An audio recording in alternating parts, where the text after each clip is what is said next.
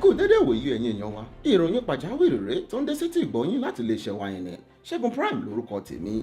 Ìròyìn tọ̀sẹ̀ yìí ó ń bí mi nínú, ó fa kíkì, ó kọjọgbọ́n, ó ń lọ́ mi nífùkọ̀ pàápàá. Ìhùn tí ẹ fẹ́ káròyìn ọ̀hún, ṣùgbọ́n ìfẹ́ tí mo ní sí yín òun ló jẹ́ kí n fi wá káròyìn lọ́jọ́ tòní. Ó dálé orílẹ̀-èdè Nàìjíríà o. Mo ti máa sọ tẹ́lẹ̀ wípé ó dàbí wípé àwọn ẹranko wọ́n ti gbàjọba lórílẹ̀-èdè ọ̀hún. Àwọn ẹlòmíà wò pé Ṣẹ́gun Prime kí ló dé tó ṣe sọ bẹ́ẹ̀, èèyàn ló ṣàṣojú wa lórílẹ̀-èdè ọ̀hún.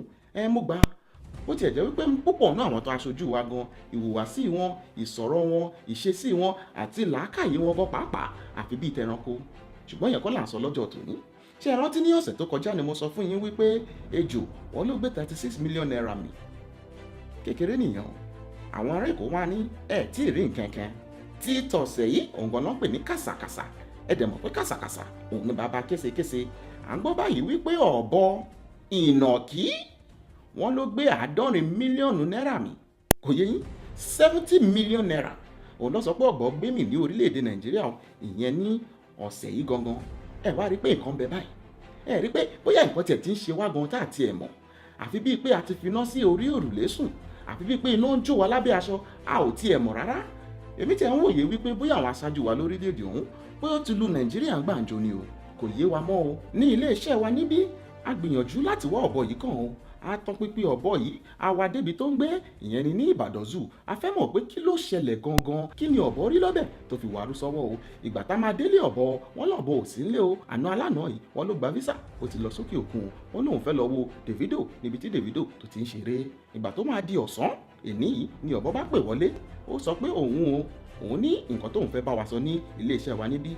Ó ní nǹkan tó fà á tóun ṣe jí owó gbé ni wípé oríṣiríṣi àwọn èèyàn ló ń wọ gúúsì káàkiri ìyẹn lórí social media.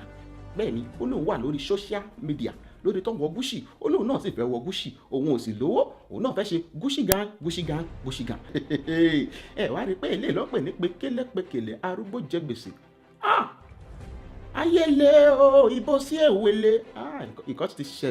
Nǹkan ti ṣẹlẹ̀ ọ̀bọ gbé 70 million. Ẹ wo ó tiẹ̀ ń bí mi nínú mi lè kàròyìn mọ́, ó ti sú mi. Èmi ọmọ yín náà ni Ṣẹ́gun Prime, máa pàdé yín tó bá dọ̀sẹ̀ tó ń bọ̀. Mi lè kàròyìn mọ́ lálẹ́ yìí. Ó dàbọ̀.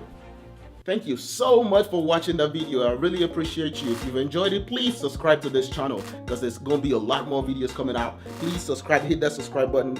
It's going to be, down there, right there. Do it real quick and leave a comment as well. I want to read your comment. I love to see your comments. I love your comments.